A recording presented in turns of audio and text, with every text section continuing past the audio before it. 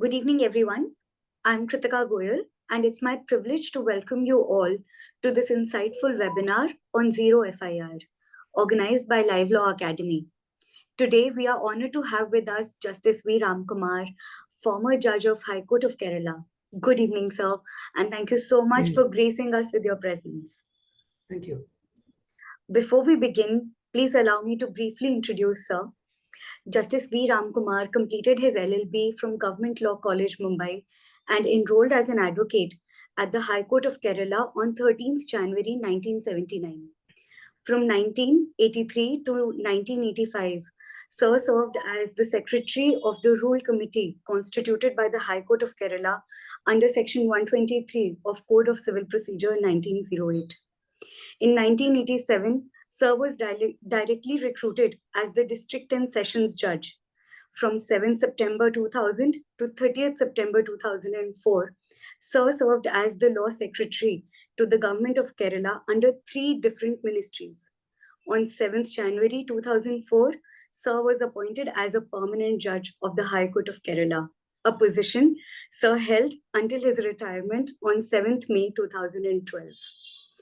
During Sir's tenure, Sir delivered several landmark judgments, often enriching them with artistic diagrams and illustrations, which garnered widespread appreciation from the legal fraternity.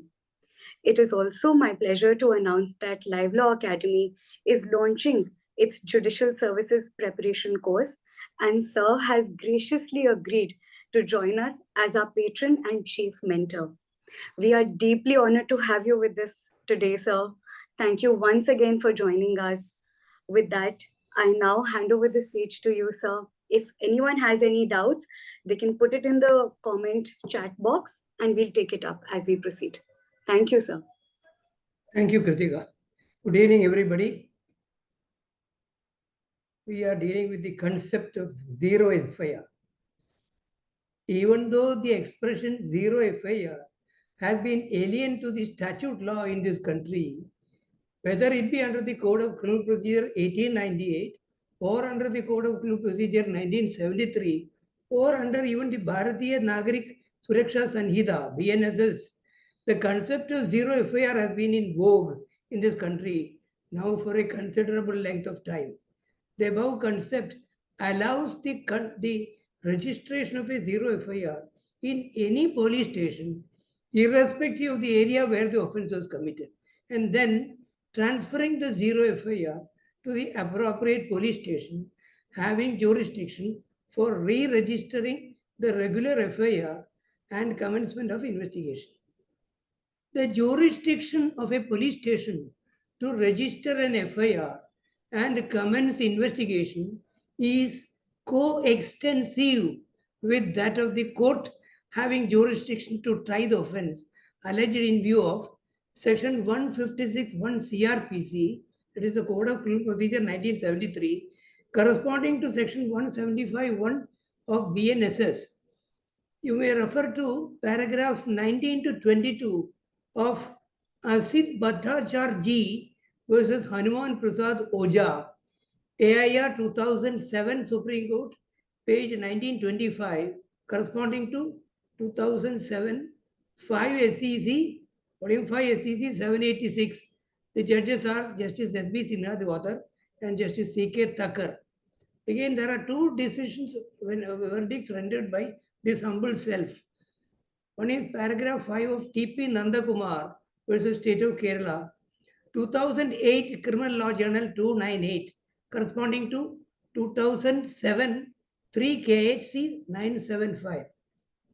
Yet another decision rendered by me is paragraph 11 of Anil Kumar versus Sindhu, 2009 Criminal Law Journal 3530, corresponding to 2009 2 KHC 592. Now, hence, as per Section 156, Clause 1 CRPC, corresponding to Section 175, Clause 1 of BNSS, every cognizable offence committed within the territorial limits of a police station should ordinarily be reported to that police station only. Likewise, the said offence should also be ordinarily tried by the court within whose territorial limits the offence was committed.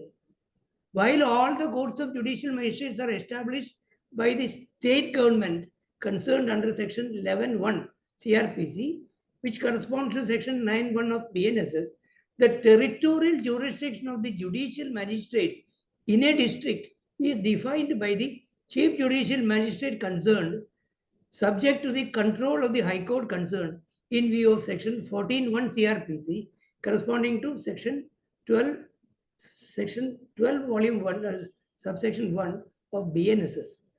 It is by this process that every judicial magistrate is given certain police stations for exercising their respective jurisdictions. The extent of correlation between the police station and the judicial magistrate is such that if a cognizable offence is committed within the territorial limits of a particular police station, for example, in Ernakulam district in the state of Kerala, that police station alone can receive and register an FIR pertaining to the said cognizable offence, and the judicial magistrate to whose territorial limits the said police station has been attached alone can take cognizance of the offence and conduct an inquiry or trial in accordance with the rules contained in Chapter 13 CRPC corresponding to Chapter 14 of BNSS. In other words, strictly going by the scheme under Section 154 right to Section 156(1) of CRPC, if a cognizable offence has been committed in Kochi within Ernakulam district in the state of Kerala, a report regarding the said offence cannot be received by any other police station in India except the police station having jurisdiction over the place of occurrence. Now, however, the Supreme Court of India in state of Andhra Pradesh versus Punatti Ramulu, AIR 1993 Supreme Court 2644, corresponding to 1993 Criminal Law Journal 3684. The judges are Dr. A.S. Anand and N.P. Singh. The bench held that it is not open to the SHO to refuse to record the FIR on the ground that he has no territorial jurisdiction, but that after recording the FIR, he should forward the same to the police station having jurisdiction over the area. Even though the word zero FIR is not mentioned in the verdict, according to me, this is the first case where the Supreme Court held that, notwithstanding the lack of territorial jurisdiction, the police were bound to record the FIR and then transfer the case to the jurisdictional police station. This should be the proper approach, according to me, to be taken in such situations. In paragraph 6 of Naresh Kawarchand Khatri versus State of Gujarat, AIR 2008 Supreme Court 2180, corresponding to 2008 Volume 8 SCC 300, again Justice S.B. Sinha and Logeshwar Singh Panda, it is observed as follows. It is, I quote, it is found that the investigation has been conducted by an investigating officer who did not have any territorial jurisdiction in the matter. The same should be transferred by him to the police station having the requisite jurisdiction.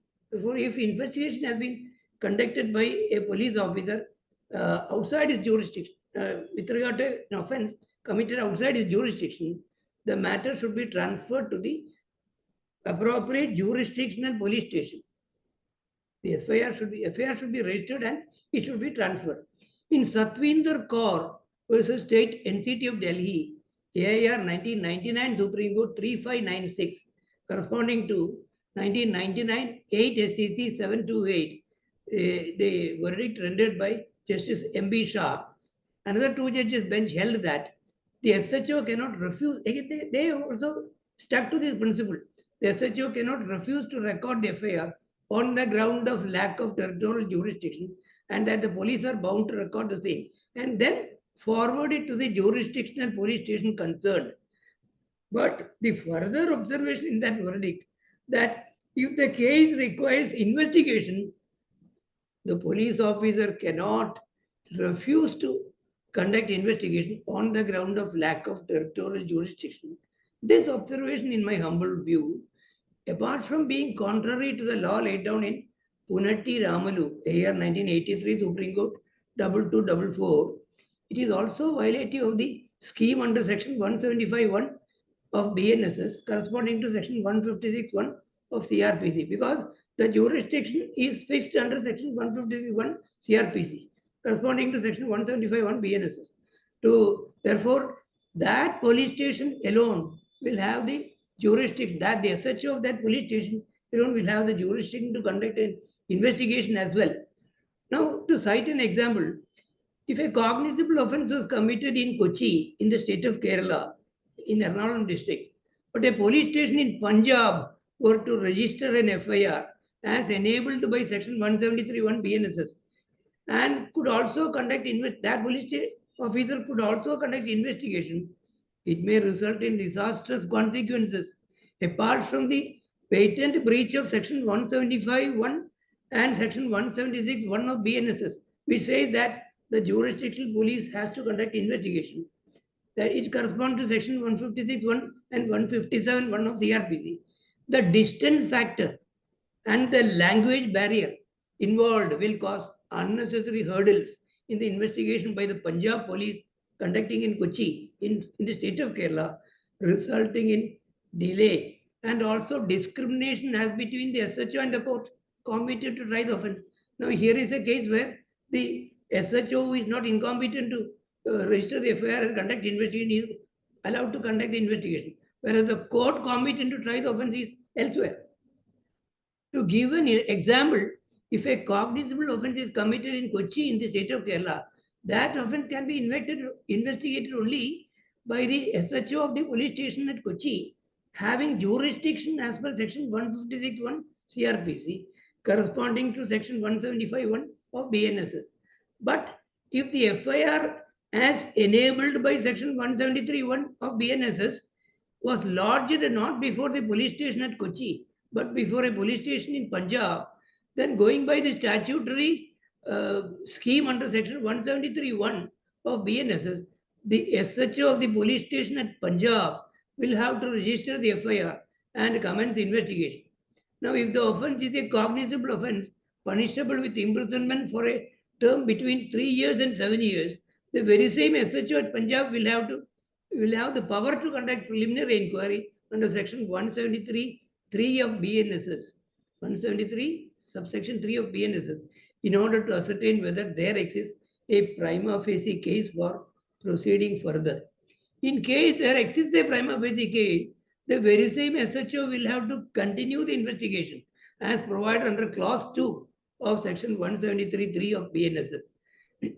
But the power of the SHO of the jurisdictional police station to conduct investigation by section 156(1) CRPC is interestingly kept intact under the corresponding section 175(1) of BNSS as well.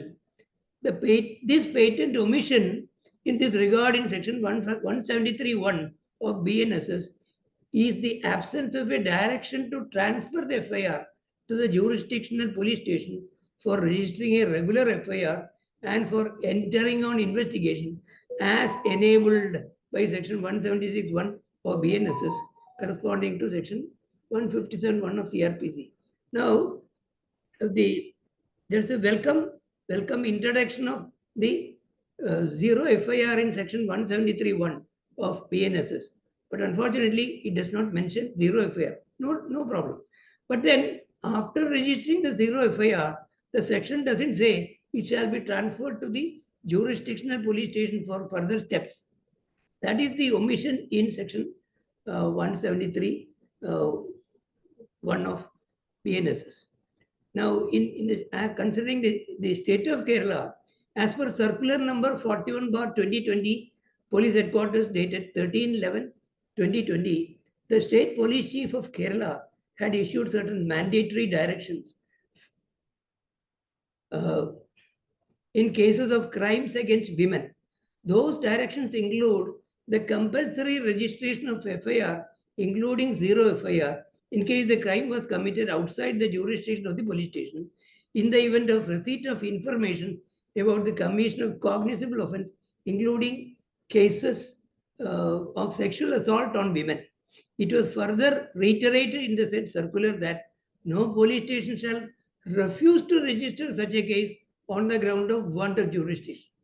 The circular further states that after registration of the zero FIR, the case should be transferred to the jurisdictional police station within 24 hours.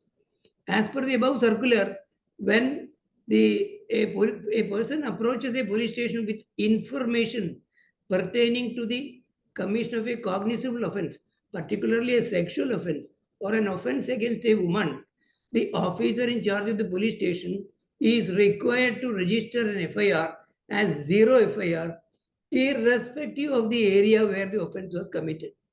And if such area happens to be within the local limits of another police station, the direction is to transfer the zero FIR to that police station, which will re-register a regular FIR and commence investigation. Now, there has been a popular misconception that this revolutionary concept of zero FIR was introduced through the recommendations of Justice Verma Committee report dated 23/1/2013 and the consequent Criminal Law Amendment Act of 2013. I have even come across a judgment of the Delhi High Court in Kirti Vashisht versus State and others. Wherein in paragraph 17 of that verdict, it is observed as follows, I quote, "It is not in dispute that the provision of zero FIR came up as a recommendation in Justice Verma Committee report in the new Criminal Law Amendment Act of 2013 after the heinous Nirbhaya case of December 2012. The provision says a zero FIR can be filed in any police station by the victim, irrespective of their residence or the place of occurrence of crime. The above judgment inter alia directed the Commissioner of Police Delhi to issue circulars or standing orders to all police stations in the National Capital Territory of Delhi and all concerned that if a complaint of cognizable offence is received in a police station and the offence occurred in the jurisdiction of another police station, a zero FIR shall be allowed to be lodged by the police station which has received the complaint, and thereafter it shall be transferred to the police station concerned. With due respect, I have not been able to find any recommendation in Justice Verma Committee report, subject to correction by the listeners, suggesting the incorporation of zero FIR, nor have I noticed its insertion in the Criminal Law Amendment Act 2013. The CRPC continued as it was until repealed by Section 531(1) of BNSS with effect from 1/7/2024. Now, even though the expression zero FIR does not find a place in Section 173(1) of BNSS, corresponding to Section 154 CRPC, Section 173(1) no doubt for the first time obliges the officer in charge of any police station to receive and register every information relating to the commission of a cognizable offence, irrespective of the area where the offence was committed. This is the principle of zero FIR, though that expression does not find in this section. But it stops there. This section does not further contain the important aspect of a direction to transfer the zero FIR to the appropriate jurisdictional police station for re-registering a regular FIR and for urgent follow-up action, including the commencement of investigation. The Ministry of Home Affairs of Government of India has, however, issued a standard operating procedure for the effective implementation of zero FIR and EFIR provided for in Section 173 of BNSS. While in Section 173 of BNSS, there is no provision obliging the SHO to transfer the zero FIR to the police station having jurisdiction. As per section step number 4 and step number 5 of this standard operating procedure, the first police station where the information is received has to register the zero FIR and then transfer the same to the jurisdictional police station, which is to register a regular FIR. In the preface to the standard operating procedure, it is stated that this procedure is only a suggestive guideline which is being shared for the use of police and enforcement units in the state and central organizations. If so, in the absence of a substantive provision in the BNSS, particularly Section 173(1) thereof, a question may arise whether the standard operating procedure can have the effect of amending section 173(1) BNSS. According to me, it does not. It cannot also. Now, this discussion will be incomplete if I do not refer to section 156 subsection 2 CRPC corresponding to section 175 subsection 2 of BNSS. The said provision reads as follows. No proceeding of a police officer in any such case shall at any stage be called in question on the ground that the case was one which such officer was not empowered under this section to investigate. No proceeding. So it contemplates a proceeding already started by a police officer. When the SHO informed the court that he was lacking in territorial jurisdiction to conduct the investigation, the above provision was pressed into service by the Supreme Court in Satvinder Kaur, AR 1999, Supreme Court 3596, Asit Bhattacharjee versus Hanuman Prasad, AR 2007, Supreme Court 1925, and Rasiklal Dalpatram Thakur versus State of Gujarat, AR 2010, Supreme Court 715, to direct the SHO to conduct the investigation.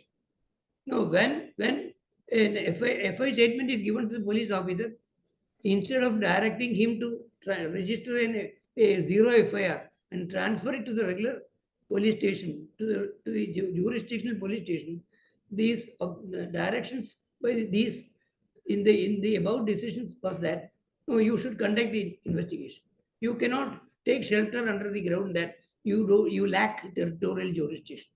With due respect, section 175(2) of BNSS corresponding to section 156(2) of CRPC will have operation only when either by mistake or out of ignorance the SHO of a wrong police station conducts investigation and later it is discovered that some other police station was the police station having jurisdiction. In fact, this aspect of the matter has been discussed in a recent verdict of the Kerala High Court in Noel Joseph versus State of Kerala, 2024 Kerala High Court cases 116 by Justice Sophie Thomas. That was a case where a girl was missing from her house situated within the territorial jurisdiction of Vizhinjam police station in Thiruvananthapuram district in the state of Kerala. Her father lodged a man missing complaint before the Vizhinjam police station. Actually, the girl had left her house and had travelled from Thiruvananthapuram to Ernakulam in a bus from which she got acquainted with the first accused. Under his instigation, she alighted from the bus along with first accused at a place called Pallurthi in between, nearing Ernakulam. From there, she was taken to various places at Ernakulam by the first accused and his friends, accused numbers 2 to 4, all of whom had committed rape on her. She was later left abandoned at the Ernakulam railway station. After investigation, the charge sheet was finally, this was all revealed only after the investigation. The charge sheet was finally submitted by the Vizhinjam police because we did not have jurisdiction, but it started investigation bonafide believing that occurrence must have taken place within its jurisdiction because it was a case of man missing case. The Vizhinjam police before the magistrate, after completion of investigation, the Vizhinjam police filed the charge sheet before the magistrate at Neyyatingara in Thiruvananthapuram district, and it was committed to the POCSO court at Thiruvananthapuram. It was then noticed that the occurrence had taken place at Ernakulam district and the case was accordingly transferred to the POCSO court at Ernakulam. The accused approached the High Court under section 482 CRPC to quash the proceedings on the ground that the Vizhinjam police had no jurisdiction at all to conduct the investigation in the case. The above contention was repelled by the learned judge, who inter alia observed that no, it was not a deliberate act of commencement of investigation by a wrong police officer. It was a case where a man missing was reported, and it was that the girl was missing from the territorial limits of Vizhinjam police station. So he bona fide registered the FIR, commenced the investigation. It was only at the latter half of the investigation that it was revealed that the girl had gone to Ernakulam, travelled to Ernakulam, and she was ravished by four persons and left abandoned in the railway station at Ernakulam. So the case was tried ultimately by the Ernakulam court, to which the case was transferred. So the one aspect of section 156(2) was complied with in this case, namely the court which has to conduct the trial. That was correctly finally decided. But the police station, but this was a case of bonafide, a investigation started in good faith. Therefore, the learned judge, according to me, very rightly held that this is a case where the investigation was started bonafide, believing that police station had the requisite jurisdiction. Therefore, section 156(2) was very rightly pressed into service.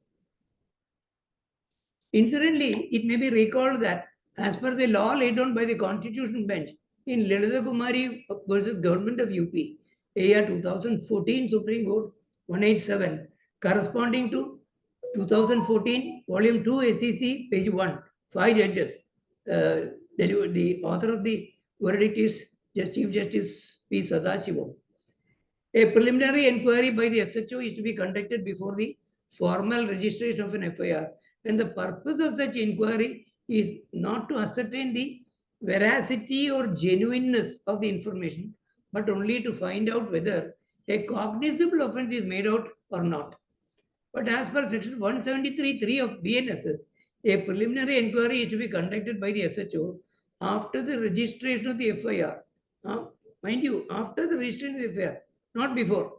Whereas as per Lalita Kumari, it is the SHO has to conduct the preliminary inquiry before registering the FIR, and then if he is convinced that a cognizable offence is made out, then he will register the FIR and commence the investigation.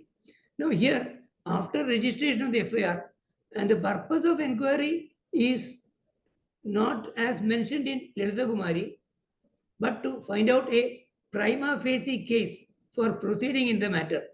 Even though the preliminary inquiry is to be conducted under section 173(3) for finding out whether there is a prima facie case, is a welcome change according to me.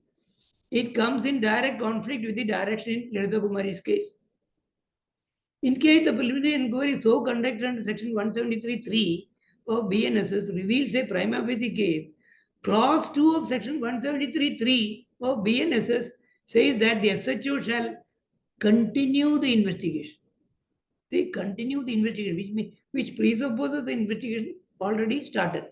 This means that as soon as registering the zero FIR, the SHO of the first police station having no territorial jurisdiction should enter on investigation whether or not he has reason to suspect the commission of an offence within the meaning of section 176(1) of BNSS.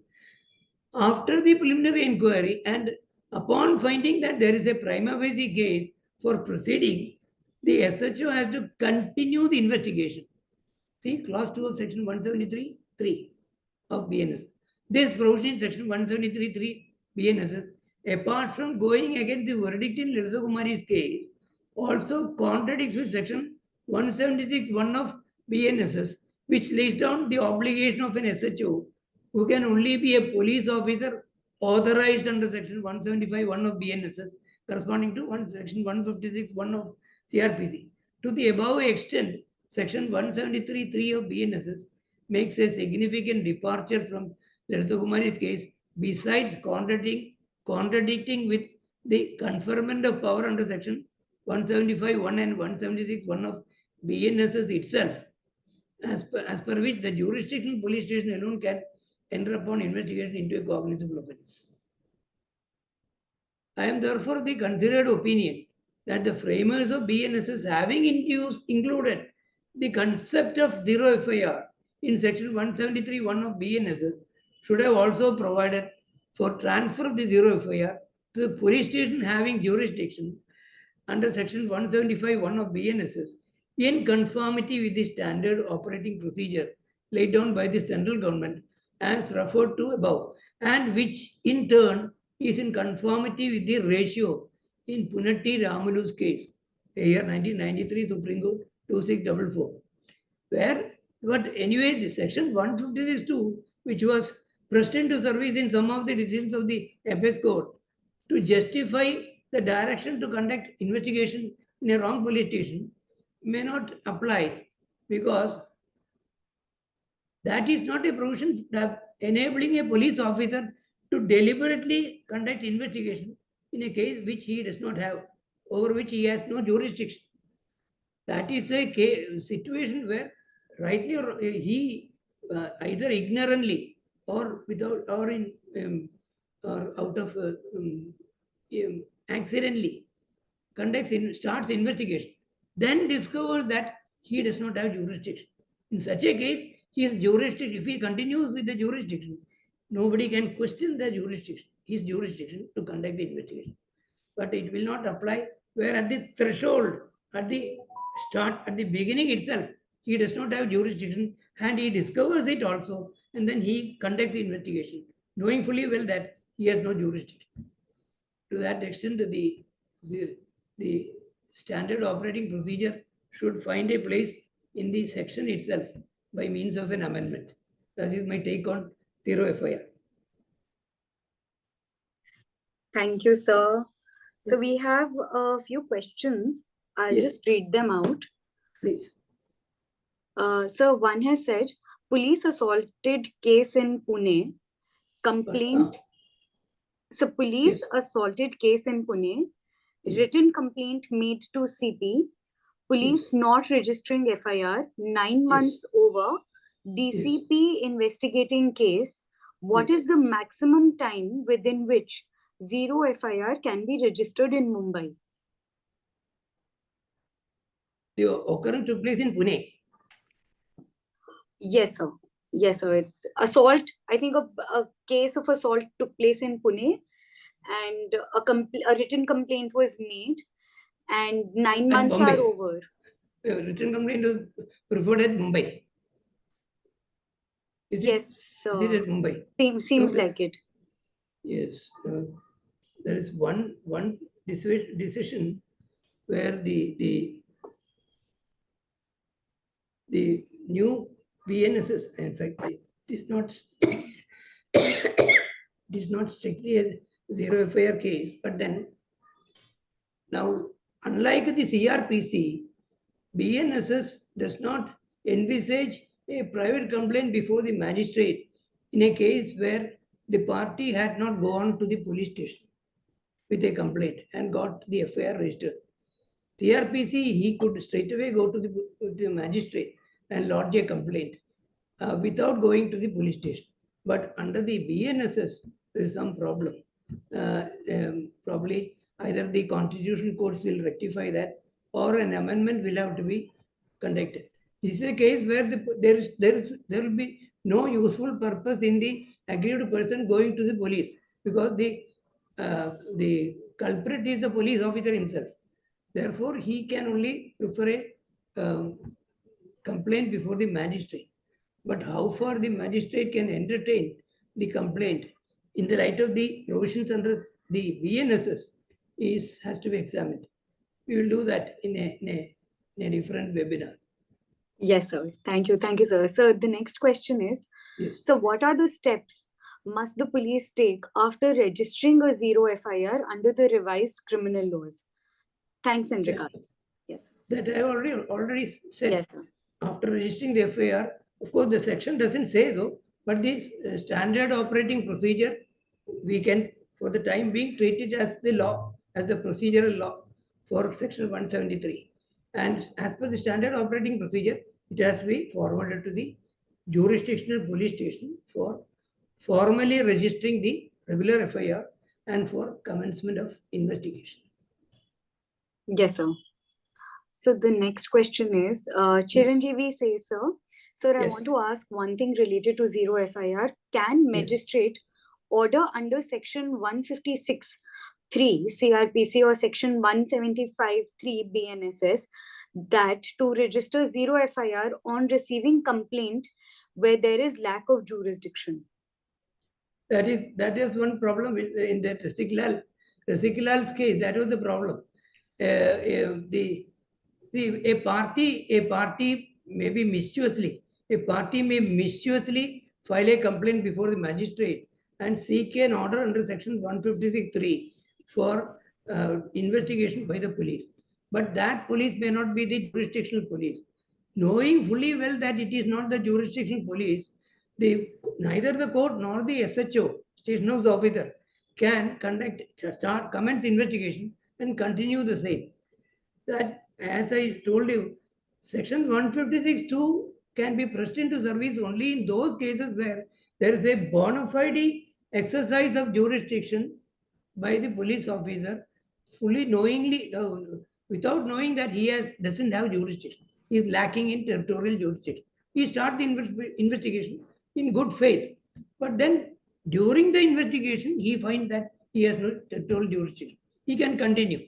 Section 156(2) corresponding to section 175(2) will come to his rescue, not otherwise. So, according to me, knowing fully well that the police station does not have territorial jurisdiction, the court cannot direct the police to register because the complainant was mischievous enough to file the complaint before the magistrate, and magistrate is directing the police officer to register a zero FIR.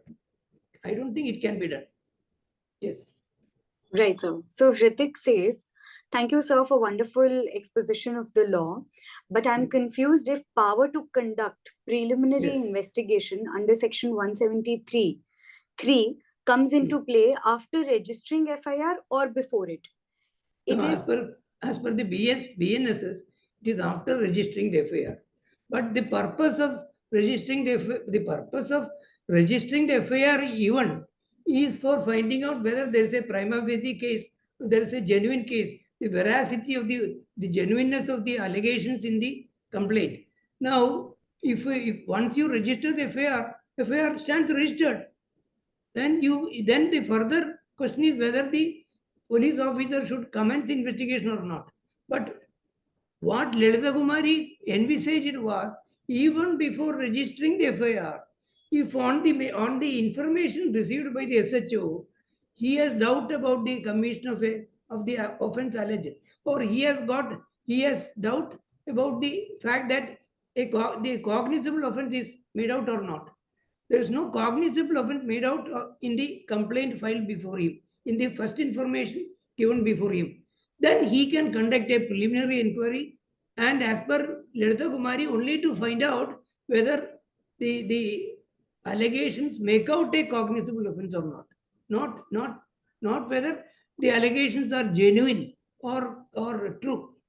That he cannot do after Lalita Kumari. But before Lalita Kumari, for example, Sirajuddin versus State of Madras, that was the first case where the Supreme Court held that in corruption cases, there should be a preliminary inquiry, and if a FIR is registered against a public servant who by some disgruntled person who could not get an official favor from him, then incalculable harm will be caused to the public servant as well as to the department to which he belonged. That is why the Supreme Court ordered in Sirajuddin's case, 72 Supreme Court, I believe, 1972 Supreme Court, P. Sirajuddin versus State of Madras, where the Supreme Court held that you have to find out whether there is a genuine case or not. But that was taken away by Lalita Kumari to hold that the purpose of preliminary inquiry is not to find out whether the veracity of the allegation. It's only to find out whether a cognizable offence is made out or not. But by 173(3), by section 173 clause 1, this clause 3, Sirajuddin's principle has been restored, and Lalita Kumari has been given a go by. In my humble view, this is a welcome change. Before registering the FIR, but not after registering the FIR, it should be before registering the FIR, the SHO, station house officer, should be convinced that the allegations made level against the whether it is a public servant or the accused is a genuine allegation. There's a veracity in the allegation. Then only he can register an FIR. But that was given a go by Lalita Kumari, but resurrected by section 173 (1) of the BNSS, which is a welcome change. But unfortunately, BNSS says after registering the FIR. The purpose of finding out the prima facie case is to decide whether an FIR should be registered or not. But if after registering the FIR, what is the useful purpose in finding out whether there is a prima facie case in the allegation to proceed further. To that Right. extent, I think the 173 clause 3 and clauses 1 and 3 may require a revisit either by the legislative framers of the BNSS or by the constitutional courts. Yes, sir. So can we say that there is an ambiguity in law regarding who has the exclusive jurisdiction to conduct the investigation in zero FIR case? There is actually no ambiguity because the section 176 clearly says the police officer clearly defines the police officer who should conduct the investigation. But some decisions have given some confusion and confusion only. But BNSS does not create any confusion. Only thing is what is missing in section 173(1) is that after registering the zero FIR, first of all, it does not mention zero FIR.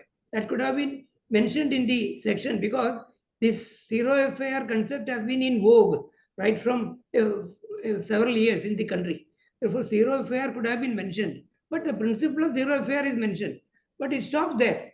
Thereafter, there is no further direction that it should be transferred to the jurisdictional police station for registering a formal FIR and for commencing investigation. To that extent, it is lacking. But the standard operating procedure fills up that gap. Whether it can have the effect of amending section 173 1 CR of the BNSS is a doubtful question. I don't think it can have the effect of amending especially in the light of the statement of objects and reasons in the standard operating procedure. Right, so can a zero FIR be filed for both cognizable and non-cognizable offences under the new laws? No, for non-cognizable offence, there cannot be straightaway an FIR cannot be filed. The person alleging a non-cognizable offence will have to obtain the permission of the magistrate under section 155(2) CRPC, which is kept intact by section 174(2) of BNSS. So it is only after permission from the magistrate it partakes the character of a cognizable offence. Non-cognizable offence partake the character of a cognizable offence only when a permission is given by the magistrate under section 155(2) of CRPC. Then it can be treated as a cognizable offence. Police can register an FIR and conduct investigation as if it is a cognizable case. Cognizable case and cognizable offence, I hope the viewers know the distinction. Right, sir. So if there is a person who wants to file a case against a ex-officer of their area for some assault, so they filed. You mean police officer? Police officers, I'm guessing, of their area for some assault, etc. Yes. So they filed and zero FIR because they can't move to the BNS. So what will the procedure in that case be? Our constitutional courts will have to say to pronounce upon that issue, because as matters now stand, if without going to the police, the aggrieved complainant cannot straightaway go to the magistrate. So either the framers of BNSS will have to make an intervention, or constitutional courts will have to interpret the provision. Right, sir. So another question, so what if the SHO already commenced the investigation and in between he came to know that he is not having the jurisdiction? What should he do? He can continue the investigation. Okay. Right. Unless it is only the investigation was just started, in which case I refer to the decision of Supreme Court. It can be transferred to the jurisdictional police station. But if he has advanced much in the investigation, then he can continue the investigation by virtue of section 156(2) CRPC corresponding to section 175(2) of BNSS. Right, sir. So as per a preliminary inquiry has to be conducted with respect to whether there exists a prima facie case for proceeding in the matter under section 173(3) is done on receipt of information, that is on receipt of information as per section 173(1), either orally or written. Yes. Yes, sir. But after registering the FIR only, and after commencement of investigation, that is by 173 clause 3 says he may continue the investigation. If after preliminary inquiry, the police officer finds that there is prima facie case for proceeding further, he may continue the investigation. That is the expression used in clause 2 of section 173(3) CRPC. That means he has already started investigation. That is the problem with this provision. So in case of an e-FIR, the complainant is required to sign the FIR within 3 days to officially record it. If the complainant... Today we are not on e-FIR. Yes, sir. We'll have another webinar for e-FIR. Okay.